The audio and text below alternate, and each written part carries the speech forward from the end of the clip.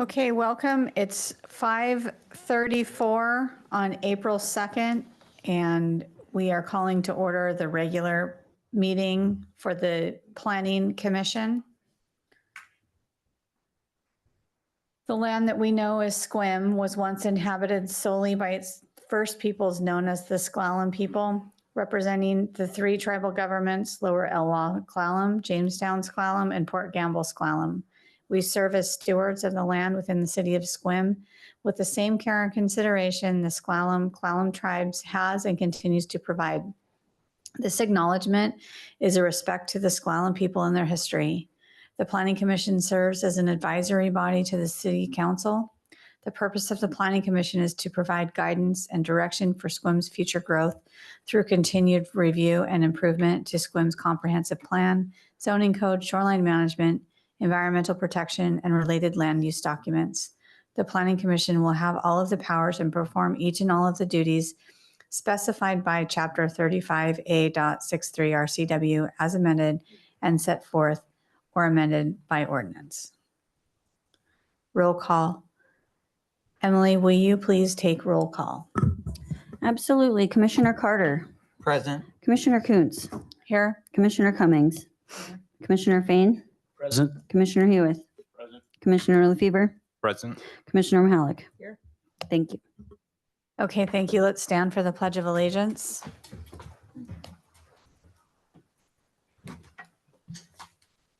I pledge allegiance to the flag of the United States of America and to the republic for which it stands, one nation, under God, indivisible, with liberty and justice for all. Okay, thank you. Approval of minutes. This will be for the regular session minutes from March 19th, 2024. Has everybody had a chance to look at the minutes? Is there any discussion or corrections? Okay, I move to approve the minutes. I second. okay, all those in favor, please raise your hand. Okay, minutes stand approved. Public comment. General public comment will be heard at this time. Each person is limited to 3 minutes. For those wishing to speak on public hearing topics, please hold the comments until that portion of the meeting, which we do not have a public meeting tonight. So this is the time for public comment.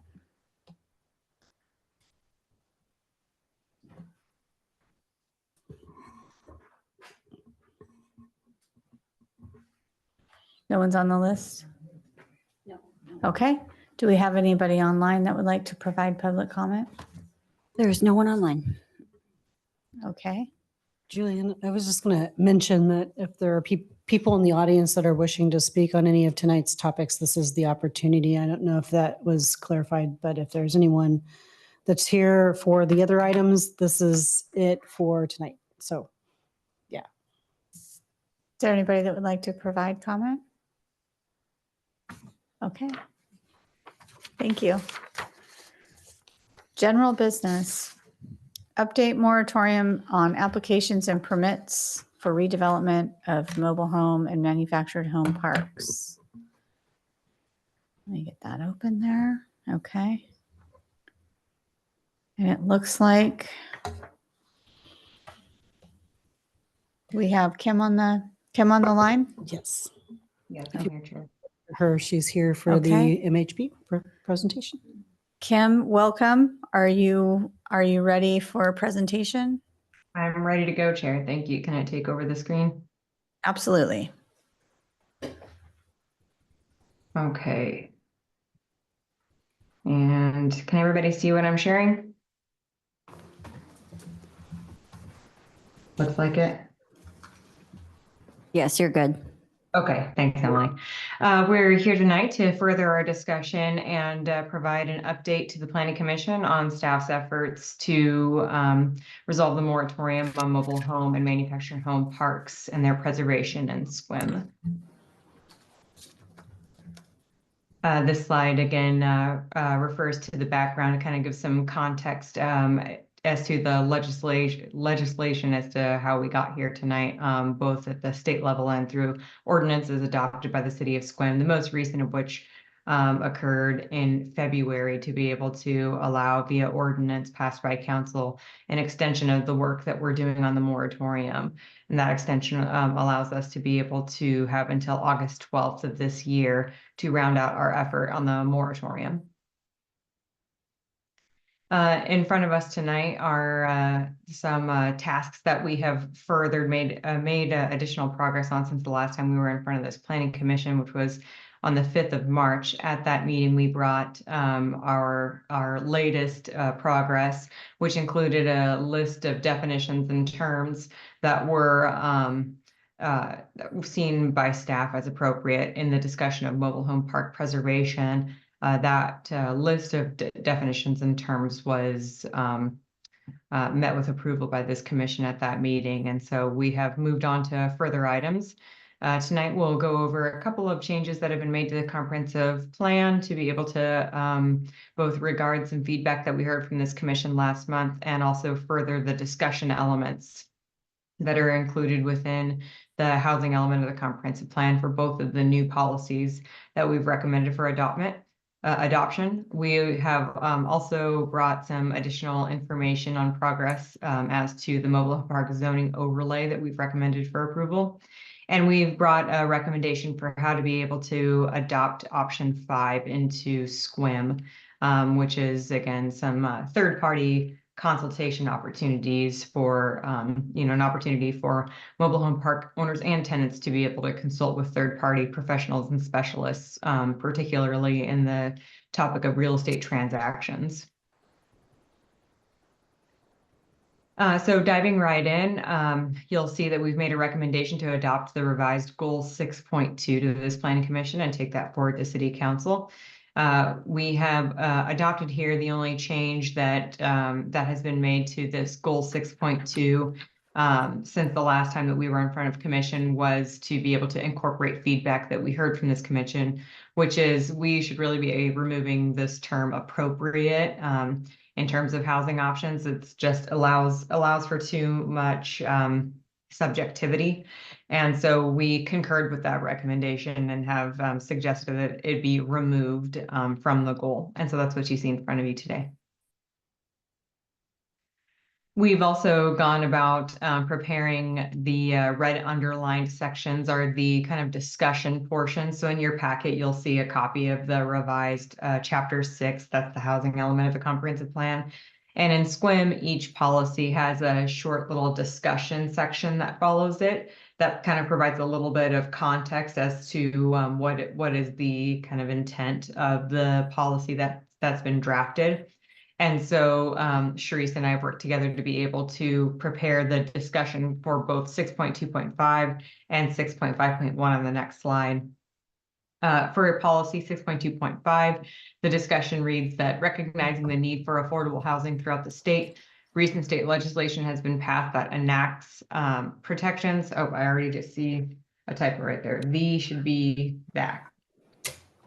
Took that note. Legislation has been passed that enacts protections for existing affordable housing solutions, including mobile home parks. In response to adjustments in market trends throughout the region, the city notes the importance of preserving and protecting housing availability that's affordable to all Sequim citizens of all socioeconomic statuses. We also prepared a discussion entry for policy 6.5.1, and this is all about identifying and evaluating methods to encourage the preservation of existing mobile home parks. And the discussion reads, in an effort to encourage the preservation of mobile home parks, the city should adopt a zoning overlay for existing mobile home parks to facilitate greater confidence in the city's availability of this affordable housing type. The city should consider providing education to mobile home park tenants of third-party resources available to inform or assist in real estate transactions of mobile home parks, including local housing authorities and resident-owned communities. And this kind of feeds nicely into the next option, which we have, which is the zoning overlay, the mobile home park zoning overlay. This is the matter for how we're going to go about revising the Sequim Municipal Code to be able to govern Sequim's intention to encourage the preservation of existing mobile home parks in the city. And so we've made some progress here, that we still have more to do. Since we were in front of this commission last, the progress that we have made is 3 points here. One is that we undertook the research opportunity to be able to educate ourselves on whether a land use designation revision or amendment would be needed in the comprehensive plan to be able to support the mobile home park overlay, and our research has indicated that isn't necessary. A mobile home park or a zoning overlay in effect still does have the underlying zone, and the underlying zone by nature is consistent with the comprehensive plan land use designation that what's the word that I'm looking for? I guess conveys consistency between the comprehensive plan and the zoning code. And so because that underlying zone is still in place, then that consistency with the comprehensive plan is still relevant. And so there isn't a need to be able to create any sort of amendment to the comprehensive plan to be able to create that consistency with the overlay. This seems like a good opportunity as well, just to put in a quick reminder for this commission and the audience that the difference and distinction between a zone and a zone overlay. A zone overlay really behaves as a mechanism for planners to be able to use to be able to kind of correct some gaps or missing opportunities that are inherent in a zoning code or that are present in a zoning code. And so for this instance, in the conversation of mobile home parks, the gap is that there are mobile home parks that are presently developed in 5 different zones in Sequim, and neither of those zones convey as any component of their intent a focus on the preservation of mobile home parks. And so if we wanted to be able to create governance, to be able to convey the intention that Sequim has of being able to preserve this housing type, then we would either need to change the zones on all sites that are currently developed with a mobile home park to something else, and probably create a new zone. Or we would need to amend the zoning code provisions for each zone that those sites are located within. And that really goes to erode the intention of the zones that are that exist, because those zones apply to many, many other kinds of development within the city. There are many other sites that are developed consistent with those zones. And so to be able to attempt to change, a zone that applies to a few hundred parcels that are developed consistent with that, it just really goes to erode that zone. So that's why we support the relevance of the mobile home park overlay, and that just goes again to describe a little bit of the difference between the two. We also took as an action item from the last planning commission meeting, one of our research efforts was to consider whether the overlay should apply holistically, maybe apply throughout all residential zoned lots in the city, maybe apply just to those lots that are already developed with a mobile home park. And we are here to recommend the latter. We think that it's appropriate to apply the zoning code or the mobile home park overlay on those lots that are already developed with a mobile home park. The matter in front of us tonight is a moratorium to be able to explore preservation of mobile home parks. And that seems really important to be able to consider where it is that this is going to apply. This is not to be able to, speak to future siting of additional mobile home parks. It's really to be able to convey the importance that the city finds in preserving those that are already developed. So that's where we think that the overlay should apply. And I also wanted to say that we considered, there was some public comment that we received at the last meeting, and that was a recommendation to consider adopting what was drafted by a member of the public. Chuck, I'm sure he's there tonight, or Doug, I'm sorry, which was 1863-080. And that suggested language is in your packets tonight as well. And the suggested language goes to be able, we're not recommending that it be considered by this commission for adoption. The recommended language reads that upon receiving written approval from the mobile home park leaseholders or tenants, the landowner or landlord may submit application to the city, and upon consideration by approval of the city may repurpose the mobile home park based on the underlying zoning provisions, therefore terminating the existing mobile home park zoning overlay. It's a little unneeded to incorporate language like this, and it also inappropriately or incorrectly addresses how to go about removing a zoning overlay. A parcel that is subject to both an underlying zone and a zoning overlay can be developed consistent with either of the provisions of the underlying zone or the zoning overlay. It's just that in an instance when there is conflict between the two, then we defer towards the power of the overlay. There's also, just like I said, an inherent flaw in the statement, therefore terminating the existing mobile home zoning overlay. That just isn't how zoning overlays are removed. You can't just strike a deal like that and then expect for the zoning overlay to move. It's just not procedurally how it occurs. We'd have to go through a similar process like this and actually go through council action to be able to remove a zoning overlay. So that's the work that we've done so far, or since the last time that we met up with this planning commission. We still have our work cut out for us, and we have some a meeting scheduled for later this week with many of the Sequim staff and myself to be able to explore appropriate design and development regulations to adopt in the new zoning code overlay code section. And we have some ideas to go about kind of guiding some of that conversation and continue to explore other ancillary provisions of the code that will need to be updated to be able to convey consistency and conformance throughout the entirety of the code. And lastly here, the recommendation that we've made for third-party resources is to provide links to third-party websites on Sequim's housing page, and then provide contact information at the counter in the Sequim office. And so the idea that we have here is that it's really appropriate to be able to allow the professionals and specialists that really are masters of this matter, when it comes especially to real estate transactions and opportunities that are available to mobile home park tenants, to be able to explore should the owner of the mobile home park wish to sell the property, then it really is appropriate to allow the professionals and the specialists to be able to advise on those opportunities. What we've decided that is appropriate for our recommendation is to encourage or create an opportunity for staff to be able to provide those resources, information about those resources, and guide the public towards the appropriate contacts. So the housing page on Sequim's website could include Rock Northwest, Peninsula Housing Authority. There's also an organization called O3A, the Olympic Area Agency on Aging.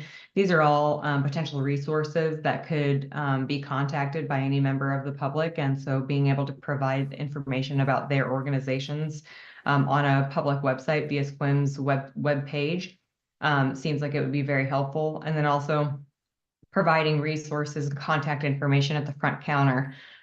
We have a list of different organizations here, and of course, Victoria with Rock Northwest. I've already had a conversation with her that I captured at our last meeting, and she's very available and willing to be able to discuss opportunities for real estate transactions between mobile home park tenants or lessees.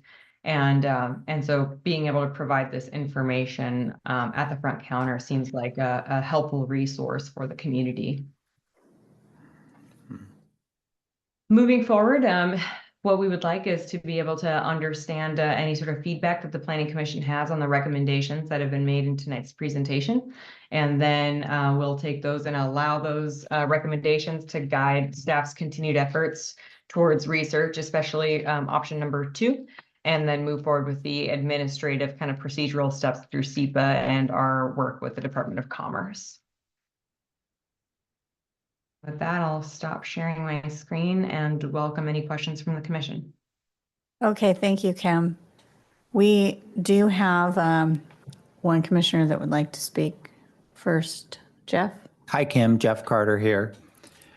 I just want to make sure I'm tracking the 2 comments that didn't seem to make sense to me, so I'm hoping you can clarify.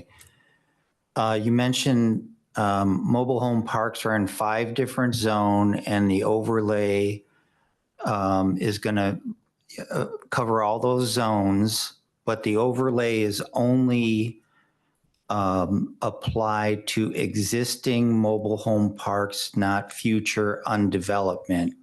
And then a little later, you said, I think you said that in other zones, development may proceed, but when there's an overlay, there can still be development in that zone based on the underlying zone's provisions.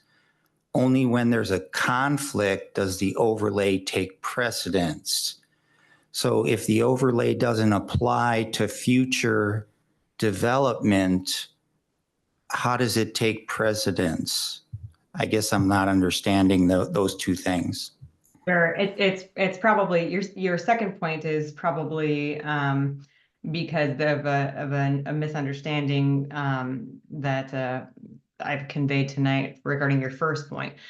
The mobile home park zoning overlay, it's our intention to be able to overlay that over the existing mobile home parks, just the sites, not all of the zone that those lie within.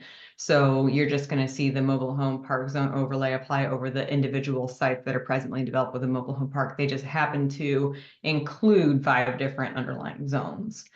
And so that's clarification on your first point. To your second point, it is accurate that those sites then would be subject to both the zoning overlay and its underlying zone. And so, were there a conflict between how to be able to use the land between the two, then it would defer to the power of the zoning overlay. That's written right now in the draft version of the Mobile Home Park Zoning Overlay Code 1863 that was provided in the March 5th commission packet, which just provides a statement of clarity that in that sort of instance of conflict, then the provisions of 1863 of the overlay would prevail. Okay, thanks for answering that. Didn't really clarify it, but that's okay. I think I'm just a little dense tonight, so move on. Thank you. Is there, I guess I'd like a little bit of clarity on that, because maybe I'm dense tonight too. So if the overlay is in place and for some reason that mobile home park ceases to be a mobile home park, would there ever be a conflict? I mean, I know what you're saying, that the overlay would, or is it if somebody says, I want to redevelop this into something else, the overlay would take effect? Is that right? Well, not if there wasn't a purchase of the sold. We're talking about an instance where a mobile home park would be sold to an entity. Would be sold to an entity that doesn't intend on redeveloping or doesn't intend on maintaining the mobile home park in the site. That's what we're talking about. Okay. So yeah, so say I come in and I want to buy the park that's for sale, but I want to do something else with it. What you're saying is the overlay will supersede the actual zone. Is that correct? Like I Yes. can't, if it's already got an existing park there, I can't, the overlay will take effect. If for some reason there was some purpose to where it was no longer a park, it ceased to exist as a mobile home park, then it could be developed in a different way. Is that right? Yes, it could be developed in a different way in that instance. Yes. And remember too, that, and this takes us back a few months now, where we were exploring the potential for adopting language in Sequim's municipal code that is administered by the state law. And they've since introduced new state law that says that local municipalities are not allowed to govern in that way. It has to be allowed for the state too. And those provisions in the state are extremely strict. and provide a wealth of opportunity and require an enormous amount of time and notice of intent of sale to be provided by a mobile home park owner.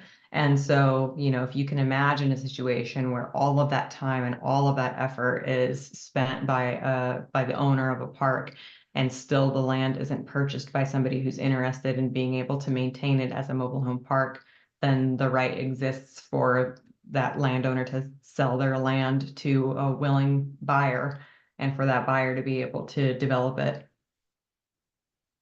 Okay, thank you.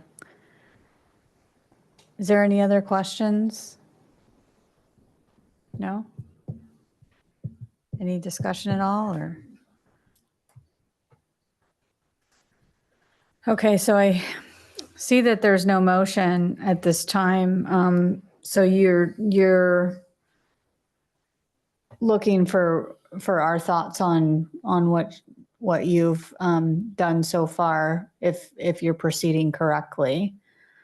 Yes, we're looking for your thoughts on where we're going. If there's, hey, hold up, we really don't like that direction, or maybe you should consider the following, or yeah, you're doing great. We want you to continue moving forward and developing 1863 and bringing us back some code language to start evaluating. Okay. Does anybody want to do any of the commissioners want to provide some input on the direction? I mean, I have some I'd like to provide, but no? Okay. I think it looks great. I think that we've talked a lot about the overlay and given it a lot of, thought, and you guys have worked diligently, and we've heard a lot of what the community would like. I think the overlay feels like the best option in my mind. So I say we move forward with that.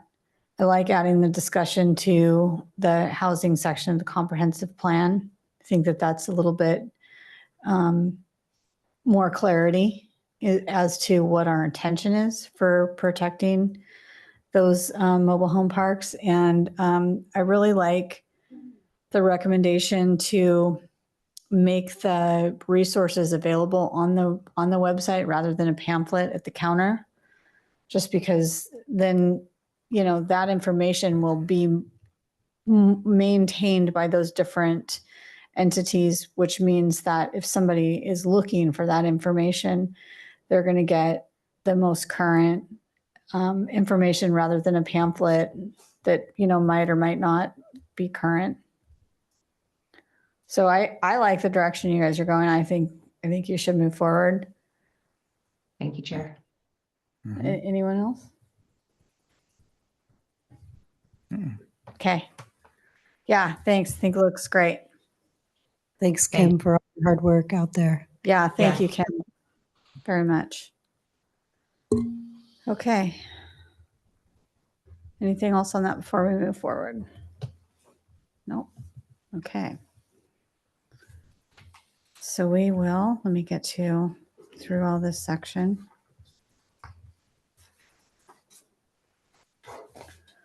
We are now moving to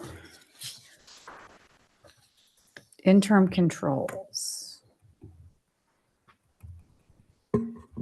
So we're shifting gears if anybody's not interested in interim controls. Yeah. Thank you for being here tonight. Thank you.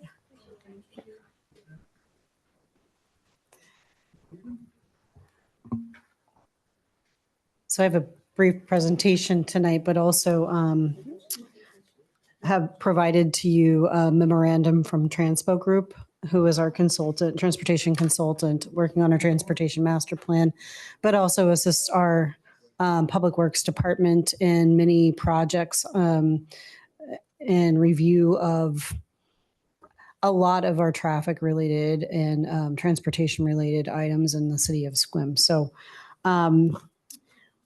as you all know, or maybe some of you don't, we put an interim controls in place in October of 2023, and it was in regards to 2 access points in subdivisions, and there was some conflict. And with our code language related to fire, connectivity, and also like transportation engineering standards. And this research that you have in front of you tonight is in response to that connectivity piece. And the reason that we have been working with Transpo Group is because connectivity can be so subjective when you really start to look into it. And what does our comprehensive plan really say in some of the transportation network goals, some of the mobility by design goals? And we thought that since that interim controls was put in place, when we look at our code today, it doesn't do a very good job to reflect what you had adopted and gone through when the comprehensive plan went through. So we slowed down. Kim was really helpful and said, we worked together and talked with about some options. And she and I were deciding that we really needed transportation consultant in order to give good direction. So the memo that we shared with you tonight, we were hoping that you would take a look at. It's only their first go of it. They wanted to see if we're in the right ballpark talking about connectivity with the Planning Commission and seeing if there's some things that you'd like to see us look into a little bit more because they can refine this memo a little bit. Transpo has agreed to provide us information, ways that we could go about it, and then the staff would be drafting code language that we recommend when we go through the update with the next steps of the interim control and turning that into municipal code language.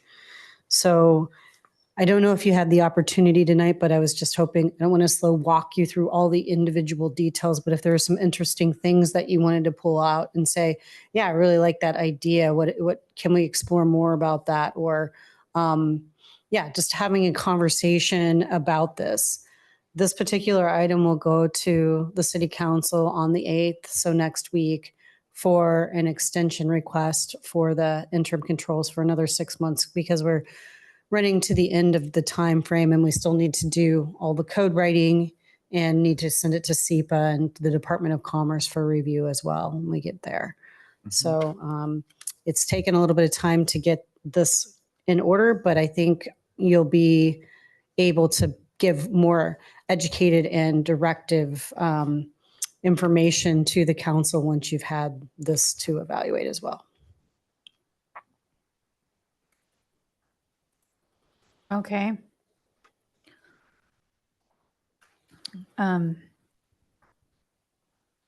Anybody have anything on this? So right now, the changes are those that are in red on the present ordinance. That's the proposed at this point.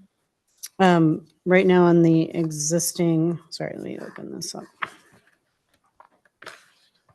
The changes in red had eliminated, and I don't have it right in front of me. I printed the part of it, but not all of it. The changes in red had eliminated that splitter. Uh-huh. And you remind me, yeah, it should be, if the splitter is crossed out, that is one thing. And then I think there was, let me look it up just one moment.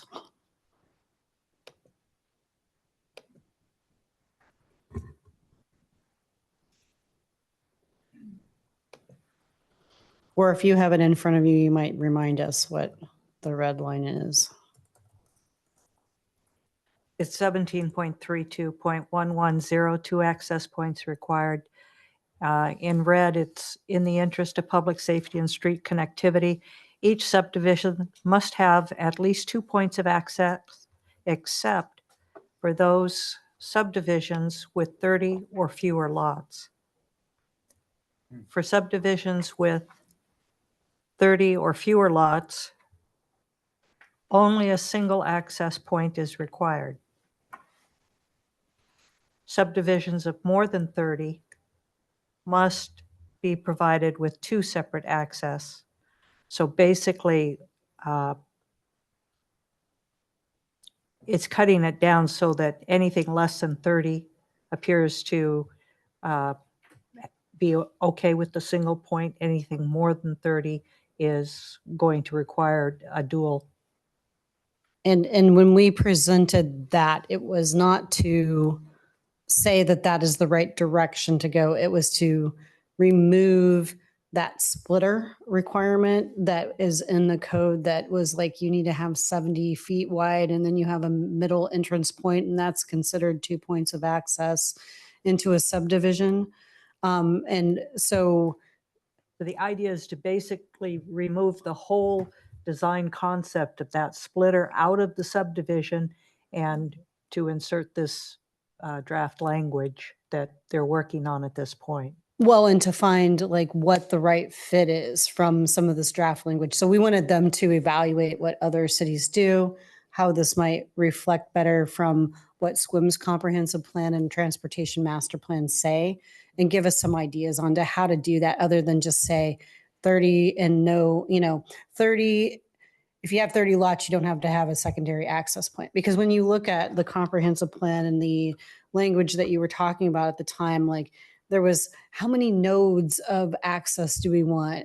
We should have, grid street patterns and things like that. There's a lot of robust conversation that went on about that. And then this is what's in our code. How did that occur and what should really be there? So that's what this is about from the connectivity standpoint. Larry? I think the part that we just read said you could get 30 with one access, Mm-hmm. but I think the memo that we got, bullet 8 said, consider 30 or more. So I think, it's splitting a fine line a little bit. It looks like what we have written in red is saying 31, and we need 2 points of access. But this memo from, is it Topo? Transpo Group.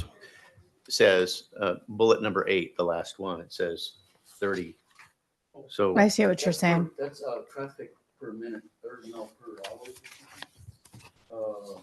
well, 30 or more units A trip is based required to threshold. provide 2 access points, right? It's there. Okay, we're talking two sorry. things. One, you're talking lots and you're talking vehicles. So I'm talking We- 0.8 on Right. page 12 of 39. Yeah, if you read, Okay. I think if you read down into it, it It's the says, fourth sentence. yeah, it talks about a trip threshold, but it says per the IFC, a subdivision of 30 or more units is required to provide 2 access points. What we have written in red is now saying 31, not Right. 30. Right. It's a slight disconnect from, and I don't know if Yeah. it's a big deal or not. Remember, I'm the new guy. but so these are draft recommendations. These, at this these aren't point. even recommendations. What we asked was give us what you see out there as ways that we could approach this. Not this is a recommendation or anything. How have others addressed connectivity in their communities? So what I didn't want to give recommendations to you. I wanted to see you to have all the different types of kind of concepts that they came up with, and even providing kind of Pasco's draft ordinance so you could see what they were looking at for connectivity in their community. But what I was hoping for tonight is to provide this to you to kind of digest. And then from here, if there are things that you like from it or things you're like, well, I'm not really sure about that. I'd like some more information on this particular concept or something else that you'd like to see them explore. So we aren't to the point where we're ready to draft any changes to the code at this point. We're at the point where we're kind of building up what are the ideas that we can evaluate doing in Sequim that might work. Because what we've seen is, very old style specific, you have 30 lots, then you have to provide a secondary access versus what does connectivity mean in our community? And then we've also seen in the downtown area, we're more connected. You have less, critical area issues or slope or, issues that you'll see when you get up into the hills. So what are another thing that we ask them to provide is how are others thinking about when you can't meet that 30 or you can't meet that secondary point of access, or what are some criteria you need to use to evaluate a subdivision that can't meet some of the standards too. So we're in 2 different things, like Anyway, I think I've over-explained that. No, just right. Can I make a comment? So connectivity in regards to what is not connected now or future development or both? This will be future development, but if you were to put in something in the code like,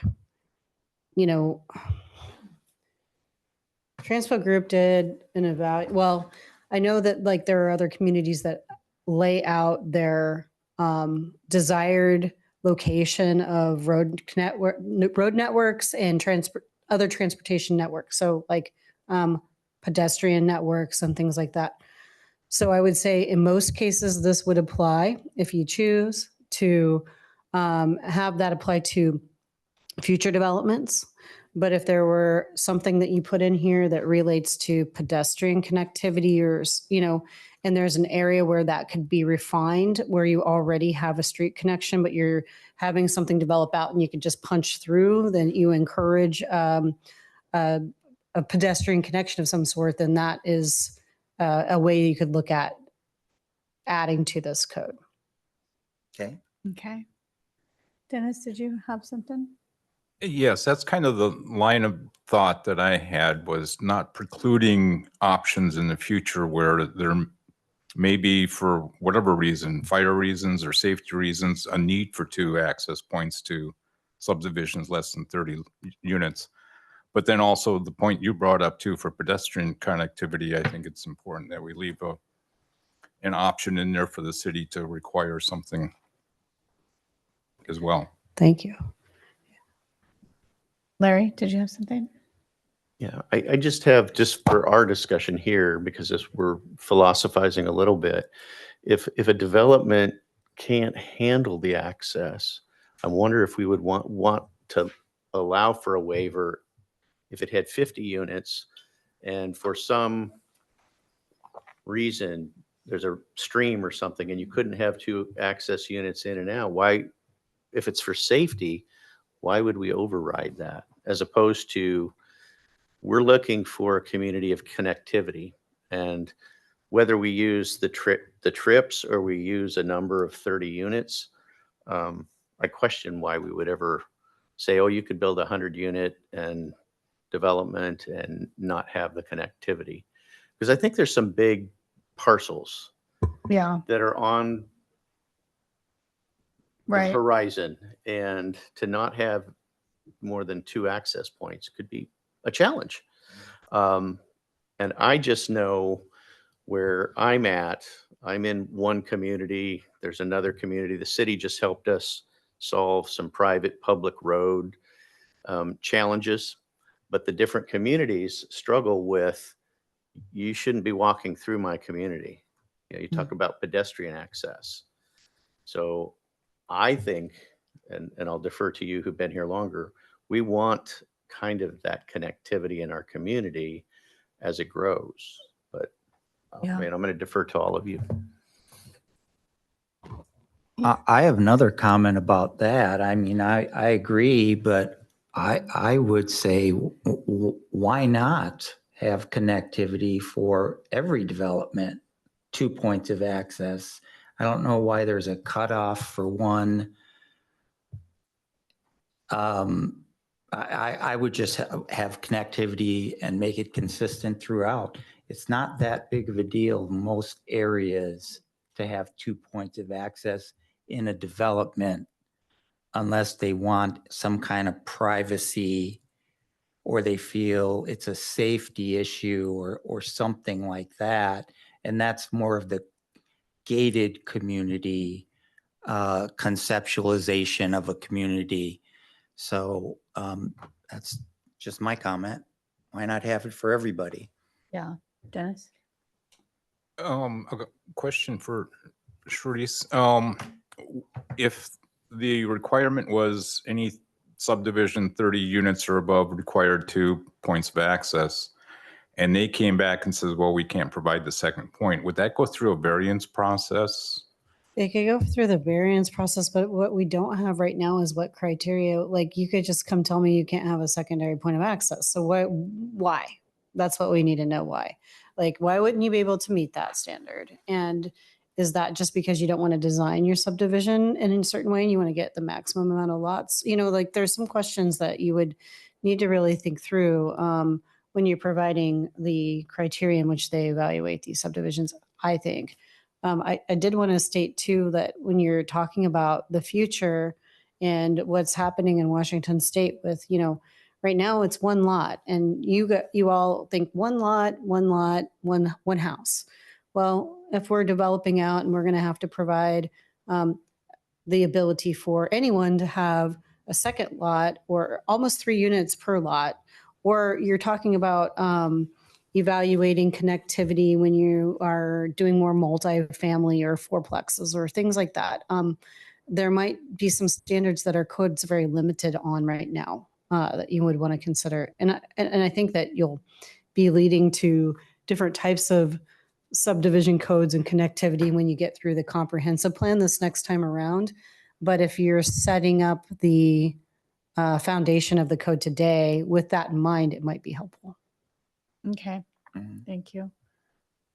Larry, did you have something? I was just going to say, that's an excellent point. I may have a 20-unit development today, but through ADUs, it Yeah. may suddenly become 60 or 70 units with the traffic.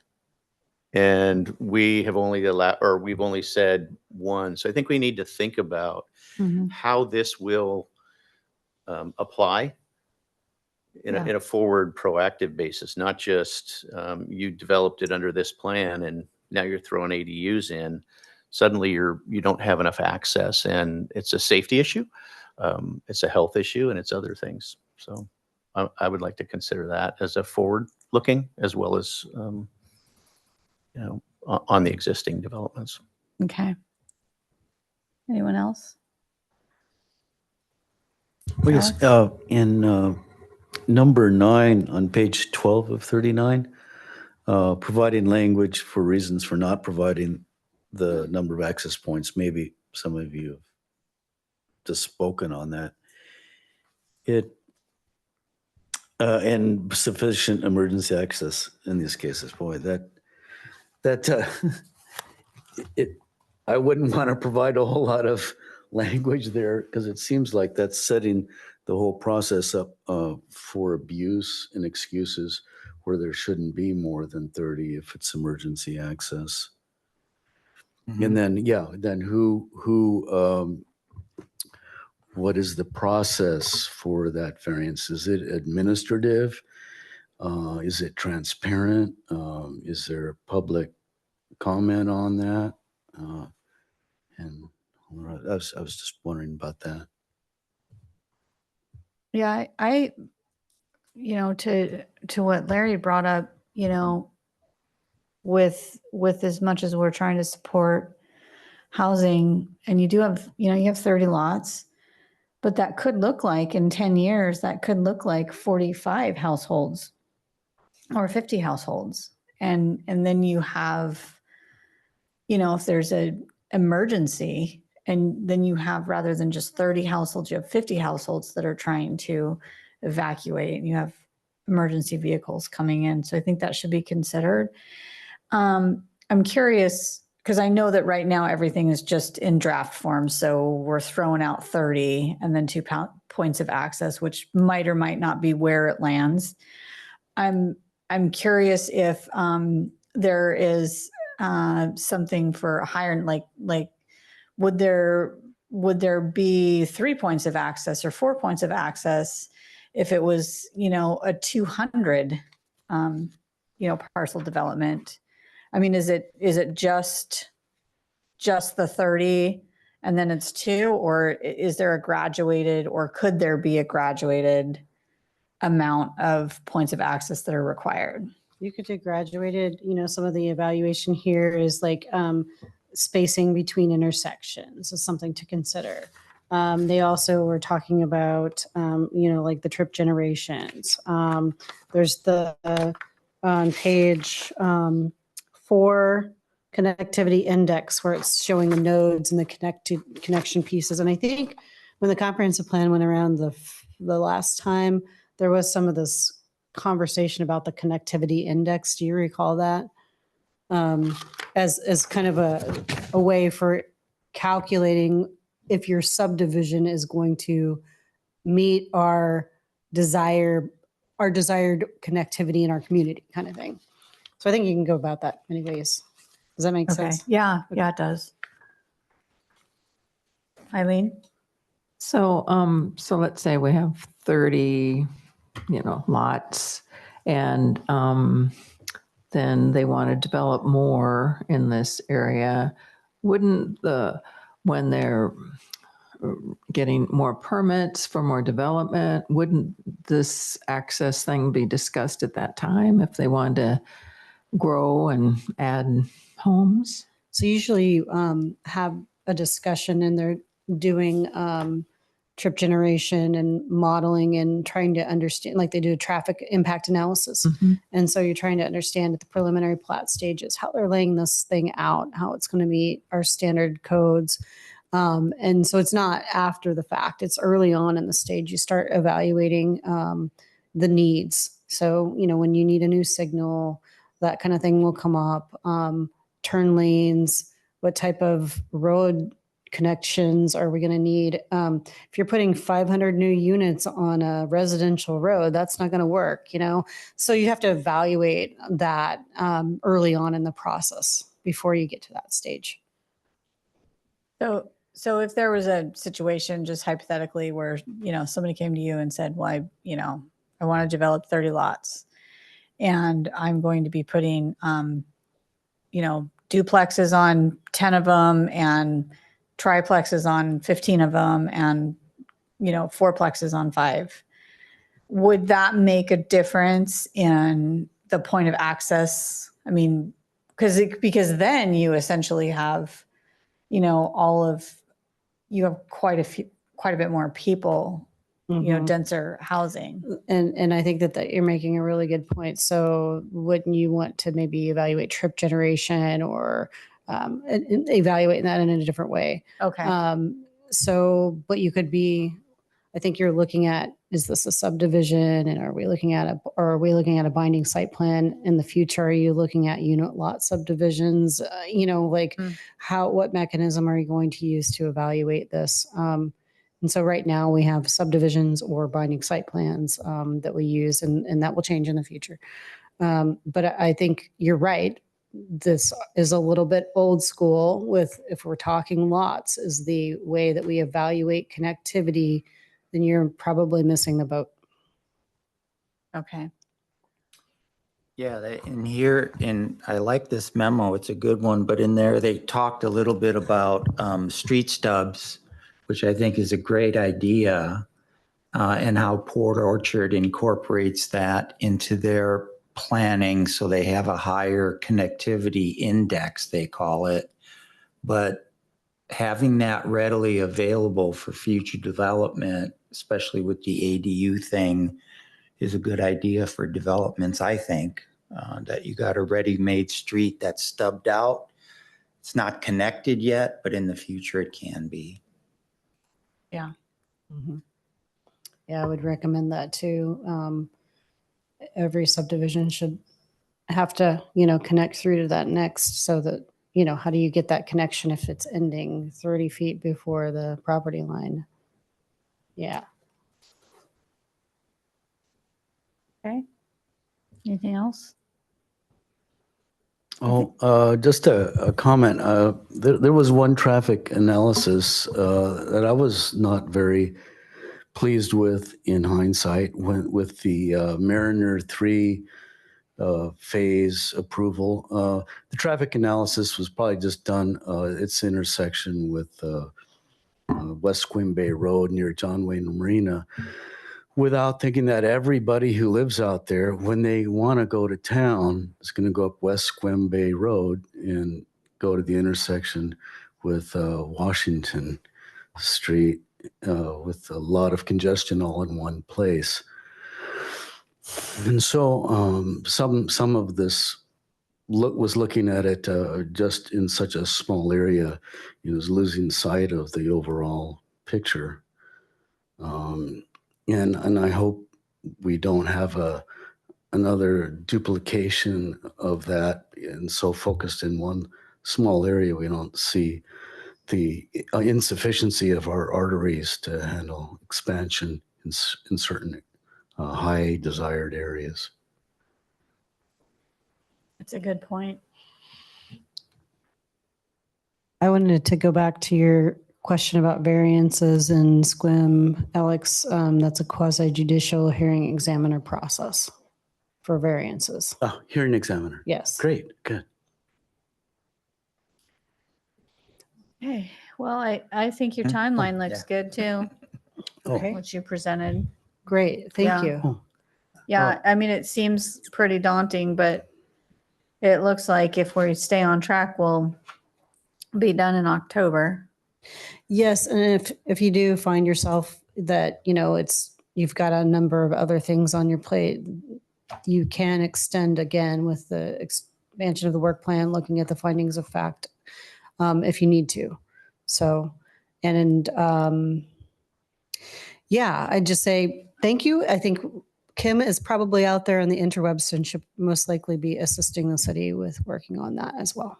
And if you really want to make sure that we're going to finish in October, you could just stay on through October. No pressure. Thanks, Julia. Anything else on this from the commission? Oh, Yes, Alex. yes. Maybe some of this is a blur, as I read so much of the Pasco ordinance, now it's kind of blurred into the memo. But did anyone else see when there's I like the kind of the new concept of a bicycle pedestrian access point. I haven't seen a whole lot of those in practice. Did it seem like each one of those was going to have a crosswalk across at the opening space to the other side of the street? In which case it'll provide some safe crosswalks, perhaps, or it might have people crossing where they don't now and have a hazard. I don't know. I'm not really certain. I've reached out to Pasco. Their development director is out of town, out of country right now, but I've put some of the staff members in contact with them. So if they want to dive deeper into asking questions about that, they can. But I don't know the answer. My experience with like bicycle connections, if you go up to Victoria and you ride around or go around the neighborhoods like on your bicycle, you'll see you can punch through to different neighborhoods really easily on their bike connection routes. So I guess I'm just encouraging you to take your bicycle up to Victoria. Well, that's nice. In the I mentioned bicycle connection and push it in the comprehensive plan. If the new our new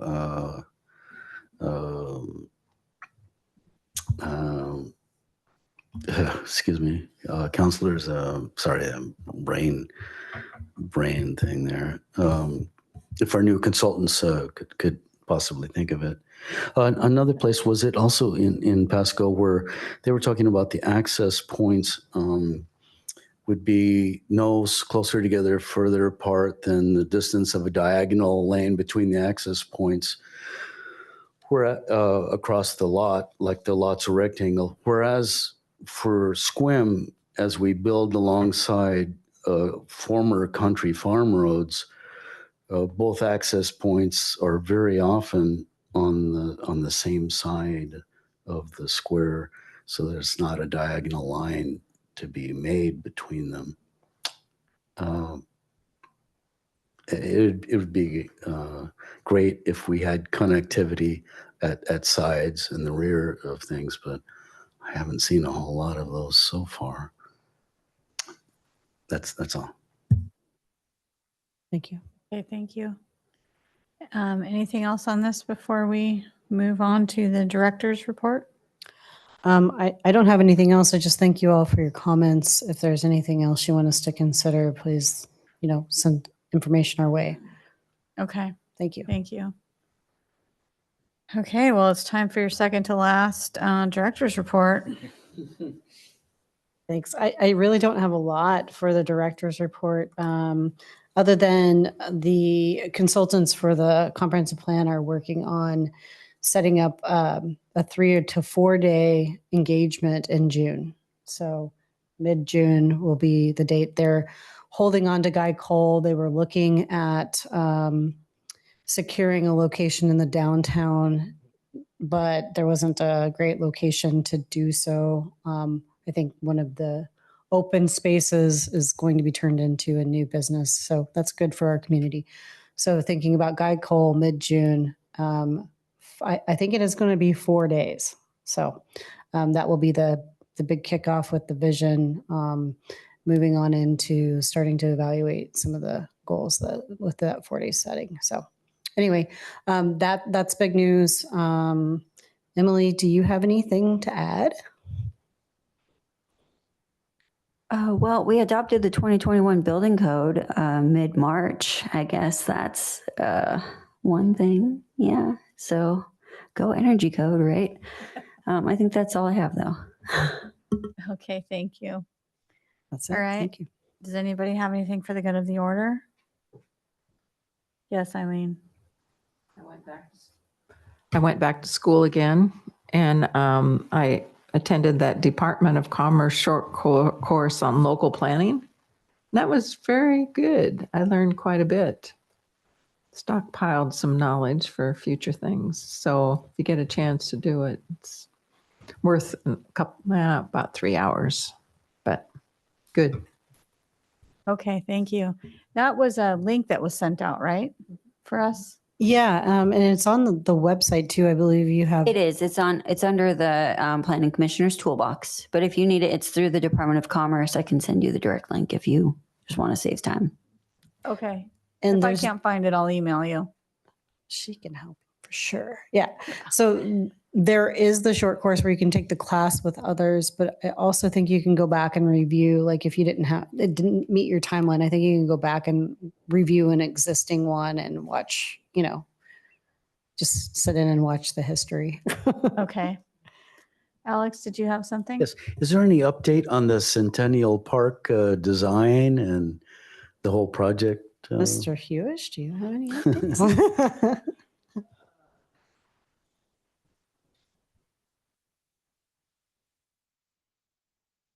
So as you know, the survey was done. I think our parks leadership was working with them on, it boiled down to 2, and they were trying to integrate parts of both to come up with a final integrated product.